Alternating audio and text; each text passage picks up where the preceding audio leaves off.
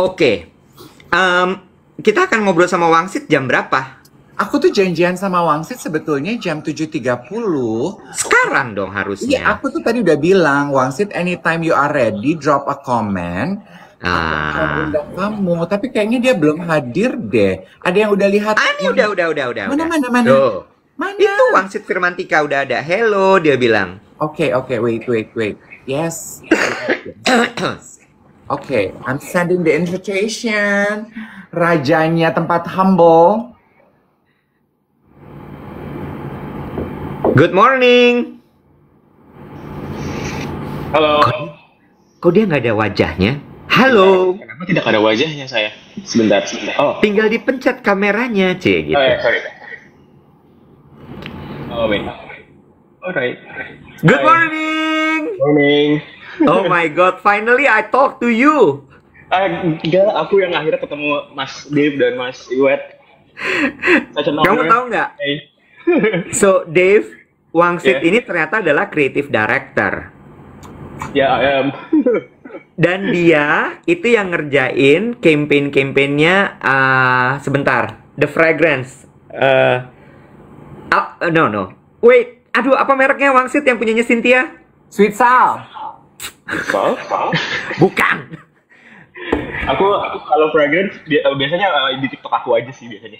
Oken. Oh, oke. Oh, itu Mas Chris Carrigan. Chris, yes. Yeah.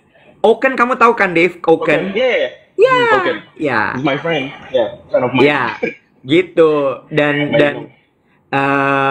you know what? I admire your content. Iya. Asik banget. Cara bercerita kamu di konten-konten kamu tuh very genuine, very humble.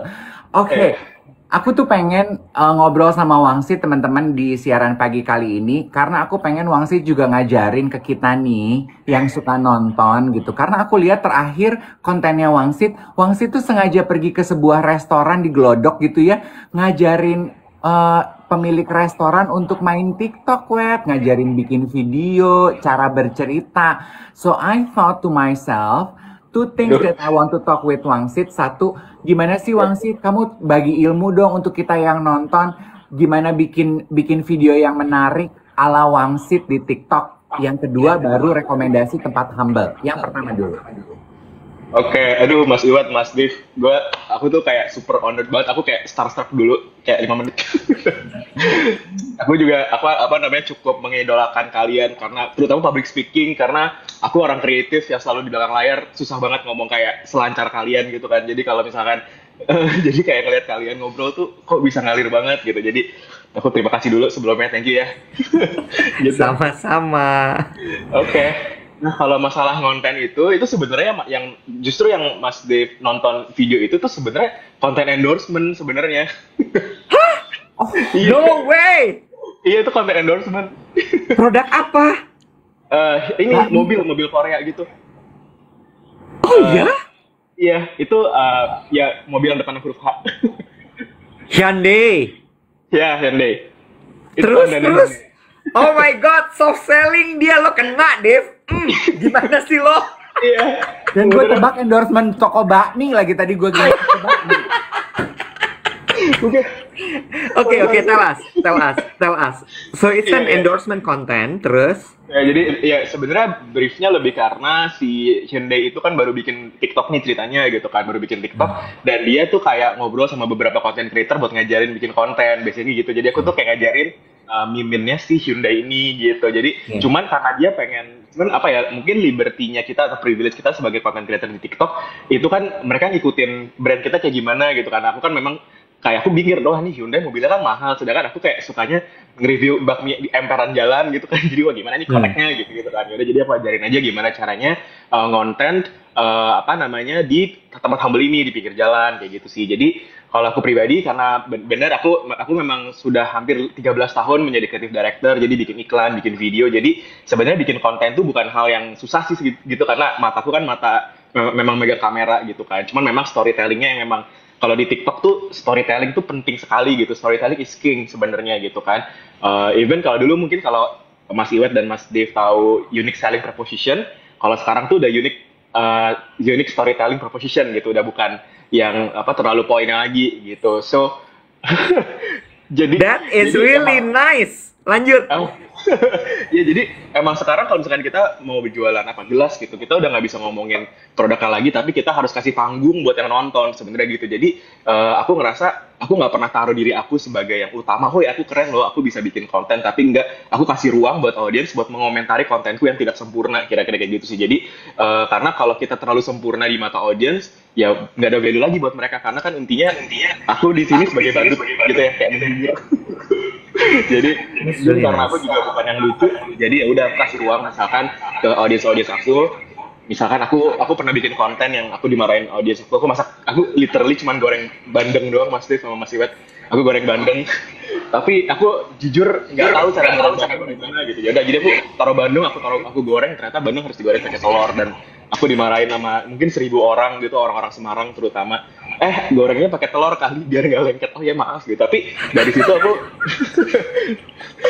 aku belajar untuk kita sebagai content creator emang kita harus kasih ruang buat orang yang nonton supaya mereka tuh bisa engage, dan juga aku juga nggak suka jadi terlalu sempurna aja sih, kira-kira gitu. Jadi aku kasih ruang buat kita sama-sama ngobrol, terus kayak sama-sama berteman gitu sih, kira-kira itu sih. Tapi kalau yang awal tuh sebenarnya Menarik deh. Since kamu ada di dunia advertising, dunia marketing lah ya, marketing and advertising. Since you are a creative director gitu. Dengan tadi kamu bilang unique storytelling preposition, artinya ada beberapa pakem dunia advertising yang bergeser di situ. Iya, benar. Ya, bener nggak? Karena kalau dulu kan ketika bikin konten, apalagi konten berbayar, the king is the product. Kamu harus ada-adanya ngasih lihat gini nih. Bener. Ya. Tapi sekarang nggak lagi. The story is the king. Yes. Dan produknya akan nyelip di tengah-tengah story-nya. Gimana caranya kamu meyakinkan itu ke klien? Sebenarnya ya aku juga kan aku sebenarnya selain aku sebagai content creator, aku sebenarnya punya agensi kreatif kecil gitu kan, dimana agensi kreatif ini juga sama nih, mengeducate klien-klien, terutama klien-klien yang konvensional nih, yang ibaratkan marketing 1.0 gitu ya, gitu kan. Oke, ini dijual jelas gitu. Sedangkan sekarang marketing udah 3.0, 4.0 gitu, kayak dimana marketing itu ya tadi aku bilang gitu, kita harus udah kasih panggung ke orang gitu, nggak bisa kita menjadi keren. Jadi ibaratkan kayak gini, meyakinkan dengan cara pastinya aku bikin studi case sih. Aku orangnya sangat logis. Jadi kalau misalkan ada campaign yang seru atau iklan-iklan yang seru, aku kumpulin iklannya, lalu aku lihat, aku breakdown, dan aku lihat datanya, kayak views-nya berapa, likes-nya berapa, engagement-nya berapa. Dari data-data itu kita present ke klien-klienku. Nah, lihat, ini se-works itu gitu. Even brand-brand besar kayak, aku nggak tahu penyebutannya gimana, Loewe itu ya. Loewe ya. Nah itu juga sekarang kalau lihat TikToknya tuh aneh banget, seaneh itu. Iya nggak sih? Even Lancome, even Lancome. Iya itu, ya kan. Maksudnya kayak even brand sebesar itu pun udah move on ke marketing 3.0, 4.0 gitu. Jadi aku senengnya karena banyak brand-brand yang sudah celebrate 3.0, 4.0 itu. Jadi aku lebih gampang sih ngomong-ngomong ke klien gitu. Terutama klien-klien yang mungkin udah lebih lebih mature gitu ya secara usia gitu. Tapi untung aku tahu berbicara dengan mereka itu butuh data, butuh angka. Nah untungnya kan TikTok gitu kan, angka gampang ditarik ya. Oh ini like-nya 300.000, 1 juta. Jadi kayak kita bisa bikin comparison gitu. Wangsit, sorry aku potong. Apa sih bahasa sederhananya marketing 3.0? Apa point itu apa? Kayak apa sekarang ini? Bahasa gampang gimana? Gimana ya, bentar. Aku tuh jujur nggak terlalu teorinya banget. Cuman kalau misalkan 3.0 itu sebenarnya marketing yang kayak apa ya? Misalkan mungkin Mas Iwat atau Mas Dave tahu iklannya Google yang baru, campaign Ramadannya Google yang baru, yang JKT48 sama Nasi Daria, gitu, ya kan? Kamu nggak tahu, Dave? Mereka clashin. Jadi Google bikin campaign Ramadan, iklan, mereka pasang di YouTube, a video ads, tapi bintangnya adalah JKT48 di clash sama Nasi Daria. Nasi Daria itu yang ibu-ibu kasih dahan keluar dari rice cooker, inget nggak? Oh, lucu amat. Nah, lanjut Wangsit, terus. Betul, jadi kayak cewek-cewek kawaii sama ibu-ibu Islami gitu kan, gitu kan. Nah itu kan sebenarnya, dan habis itu kalau misalnya kita lihat Google jualan apa sih, jualan search engine optimization itu kan, SEO itu. Nah, cuman kita nggak lihat produknya sama sekali, kita cuma lihat bintang yang kita pengen lihat aja, ya JKT48 sama Nasi Daria. Nah, dari situ masuklah baru brand love-nya tuh dari orang-orang yang dihadirkan, dari konten atau storytelling yang dihadirkan gitu. Jadi brand love itu dihadirkan dari storytelling. Nah, itu salah satu marketing 3.0 Mas Dave, kayak gitu.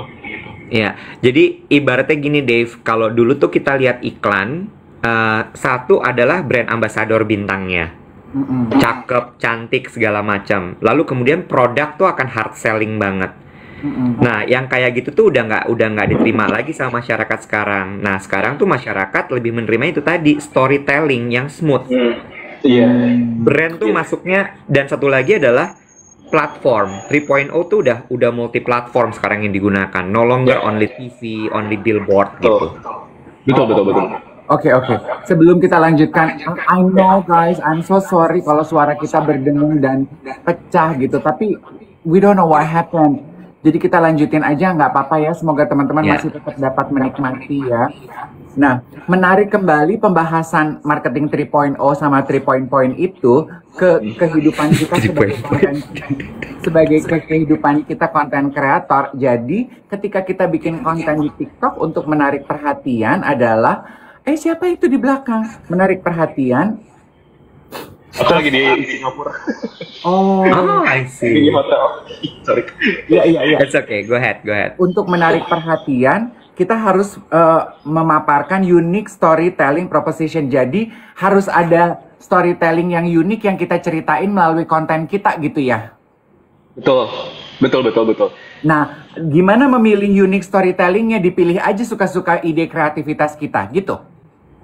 Iya. Jadi sebenarnya gini, walaupun let's say ngomongnya unik gitu ya, tapi sebenarnya kita bisa banget berangkat dari hal super sepele banget, Mas Dev. Sepele banget.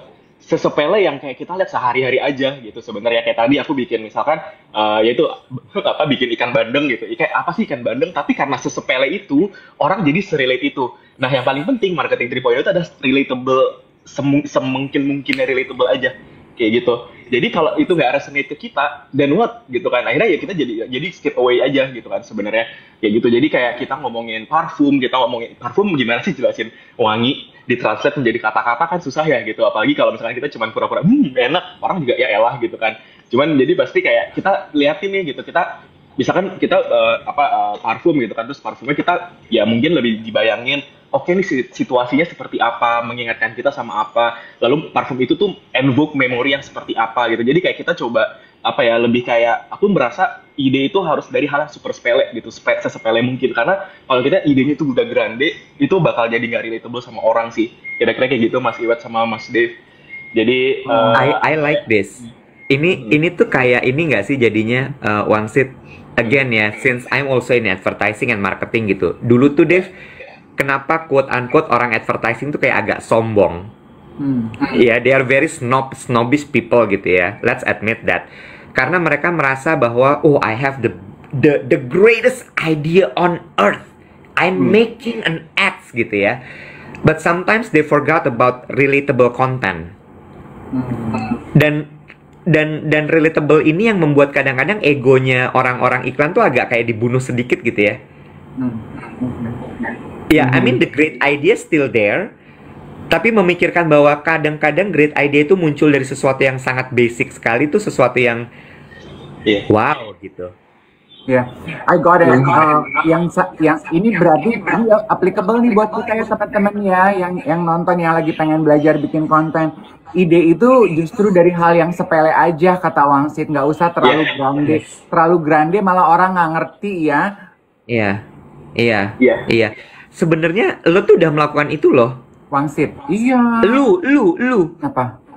Itu yang iklan bukan iklan, yang konten minyak wangi Humble. Sorry kalau gue bukan hal sepele, emang otak gue sepele nek. Jangan gitu Mas Dev. Nggak gitu cara mainnya. Iya benar.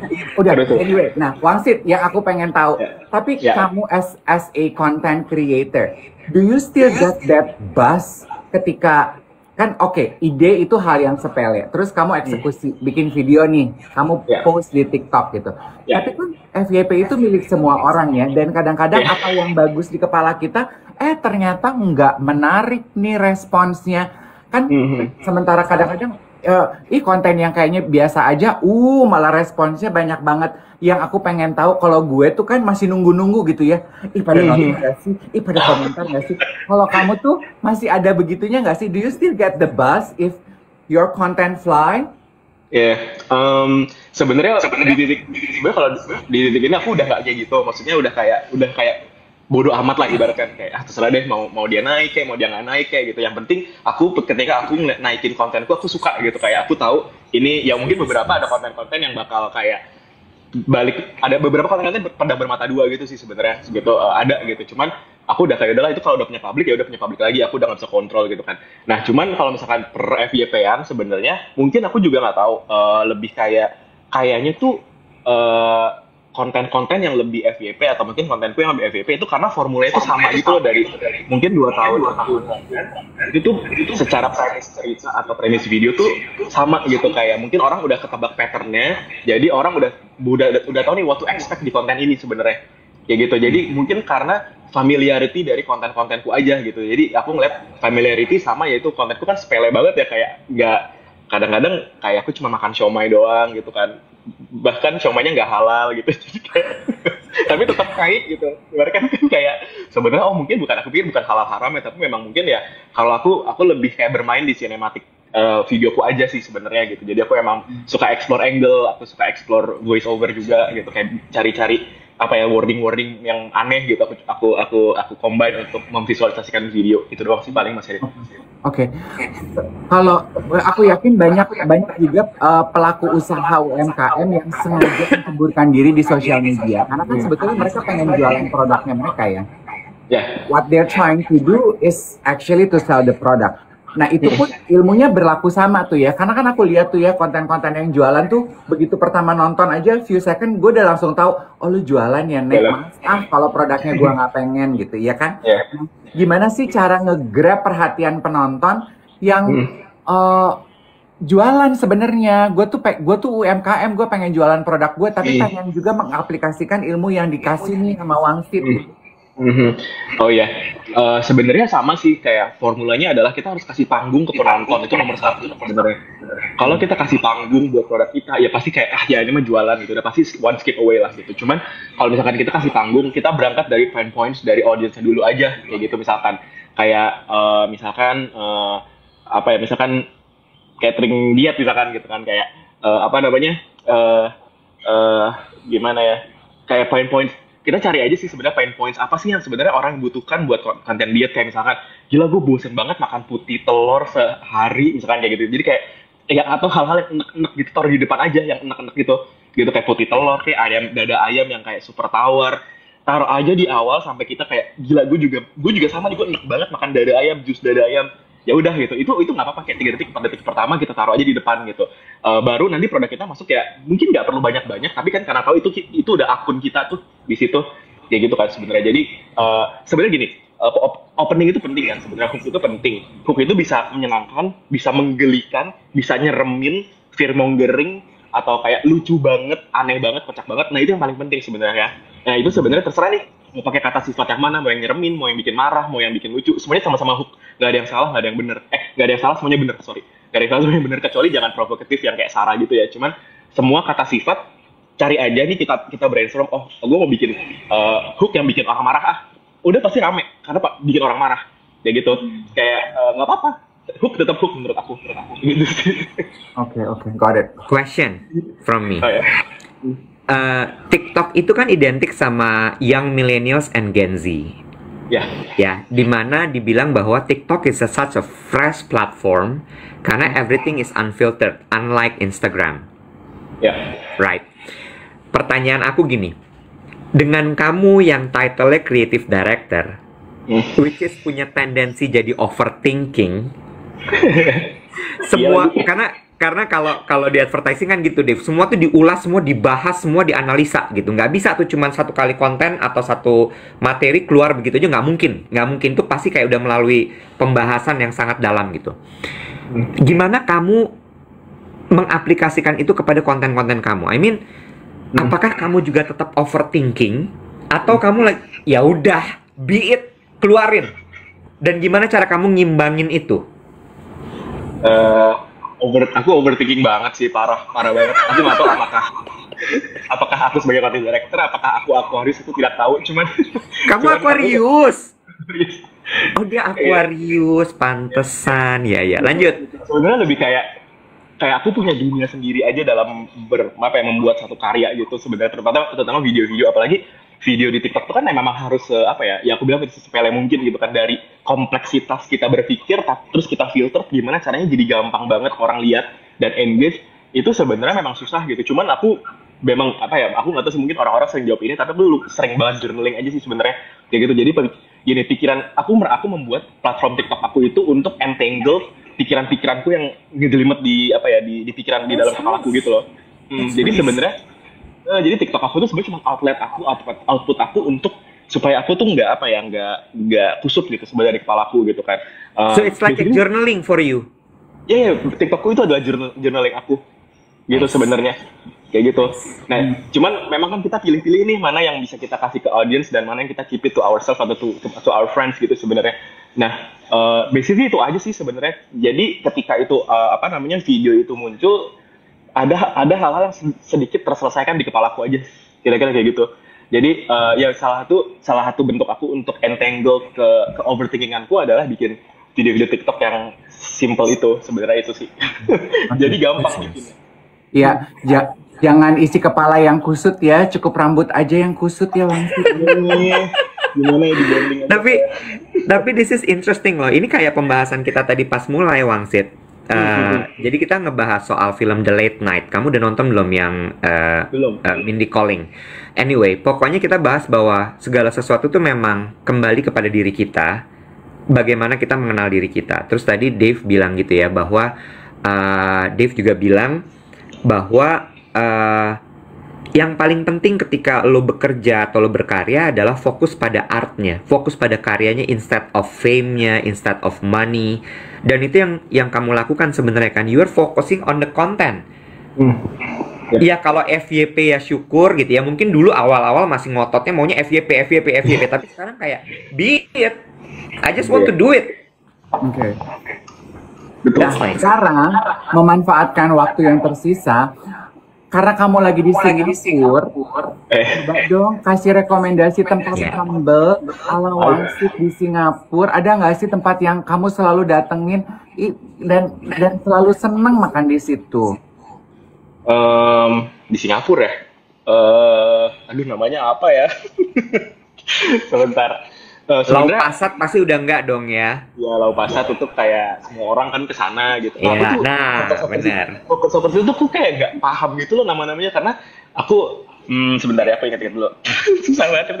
Bentar, apa ya, Tanjung Pagar bukannya yang ada pasar, yang ada apartemen Tanjung Pagar bukannya namanya? Mungkin ada yang bentar ya. Is it Tanjung Pagar atau pokoknya itu kayak tempat baru yang banyak anak-anak mudanya gitu. Sebenarnya itu pasar. Tapi recently itu lagi famous banget gitu di kalangan orang-orang lokal. Aku lupa namanya, Tanjung Pagar bukannya? Bukan Tanjung Pagar. Ada satu lagi, aku lupa. Itu housing area sebenarnya. Oh. Kayaknya aku tahu deh. Yang ada jualan roti itu bukan?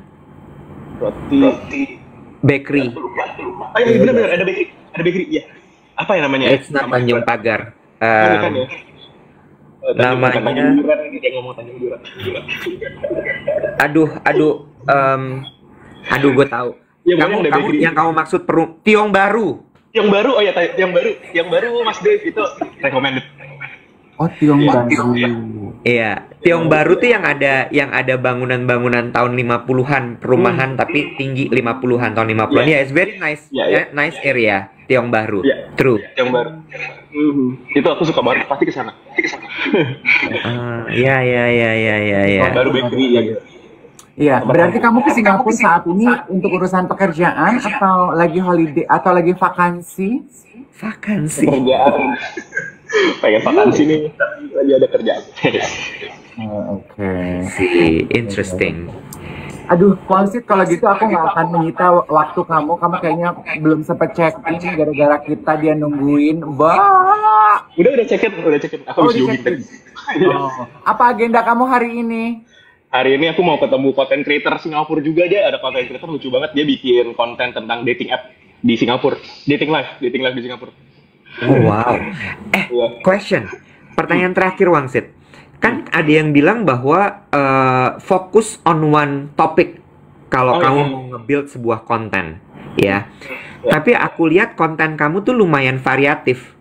Ada ngebahas apartemen, ada ngebahas soal, ya jelas sih tempat humble tuh kayak jadi ikonik kontennya Wangsit gitu. Staple konten. Ya, tapi sebenarnya kamu setuju nggak dengan itu? Atau do you have any thought about that? Sebenarnya apa ya? Setuju nggak setuju sih Mas Iwet dan Mas Dev. Kalau gini, kalau aku kan awal mengawali ini semua kan aku bukan public figure seperti Mas Dev atau Mas ini ya kayak literally kayak orang yang nggak kenal gitu kan. Tapi memang let's say kayak 6 bulan pertama aku memang fokus on one topic karena aku kan aku tuh TikToker jebolan pandemi sebenarnya. Kayak aku di rumah doang, nggak ngapa-ngapain, aku cuma di apartemen, jadi konten yang naik itu waktu itu apartemen gitu, dan itu kenapa bisa naik, karena aku ungkit-ungkit, aku cowok single 30-an tinggal sendiri di apartemen sempit gimana, nah itu yang bikin, lumayan orang ngehut gitu, selama 6 bulan pertama gitu, cuman hidup berubah gitu kan, orang dari yang tadinya suka banget home and living, beres-beres rumah, aku pun juga harus ikut evolve juga gitu kan, sesuai zaman, maksudnya supaya relatable gimana, jadi ya udah aku mulai cari-cari kesukaanku yang lain, itu makan bakmi ya, muncullah si tempat humble itu gitu kan. Nah tempat humble itu jadi staple, malah si apartemen ini kayak udah agak bukan dilupakan ya, tapi nggak terlalu dinanti lagi gitu. Jadi akhirnya aku dengerin nih audiens semuanya apa, aku lihat analytics dari TikTok tuh kayak gimana. Again aku tuh bener-bener main data banget sebenarnya gitu, berstrategi dari data. Lalu ternyata tempat humble ini jadi staple gitu, jadi staple konten, dan staple konten ini yang bikin brand-brand pun juga jadinya masuk. Jadi aku bisa memonetize platformku kayak gitu kan. Nah tapi problematiknya adalah si tempat humble ini tuh bikin relationship aku dengan makanan itu jadi buruk. Jadi kayak aku benci makan, aku benci bakmi, aku benci apapun yang aku mau makan gitu karena terlalu sering makan buat konten gitu. Ngerti. Gitu kan. Ini Aquarius banget nih. Karena kamu kayak udah kayak gitu. Jadi, but you just have to do it, right? Iya, harus do it gitu. Tapi kayak gimana nih? Tapi makanya untuk aku supaya bisa tetap ngonten dan semangat konten terus, ya udah aku cari lagi nih kesukaanku. Aku suka parfum, aku koleksi fragrance juga gitu. Jadi aku mulai beli fragrance dan aku mulai review, dan itu naik lagi gitu kan. Terus habis itu ya udah sekarang aku lagi ngonten tempat humble, tapi aku X dengan dengan traveling kayak gitu kan. Jadi memang sebenarnya pertama fokusnya ke diri kita aja gitu, tapi bener-bener apa yang kita suka gitu, karena pasti yang kita suka jadi resonate itu sih sebenarnya. Tapi fokus on one topic I'm not really sih mungkin sekarang gitu. Ngerti. Nice, really nice. Thank you. Yang kita suka sibuk pasti nyatet nih ya. Kayak lagi satu SKS deh. Aduh Mas Gung, jadi diem aja mau aku kalau banyak ngomong. Kita nanti janjian yuk sama Wangsit, Dev. Kita ngobrol, ketemu offline sambil makan bakmi. Boleh, tempat humble ngonten bareng yuk. Boleh banget. Yuk, Wangsit tuh enak tahu diajak makan sekarang. Enggak enak. Sekarang udah enggak enak. Sebelum makan Let's meet up. Ya, boleh. Oke. Enjoy your Singapore trip, Wangsit. Terima kasih Mas Dev, Mas Iwet. Thank you, such an honor ngobrol sama kalian, bener-bener terima kasih ya. Have fun ya. Have fun. Thank you. Bye-bye, thank you. Bye-bye.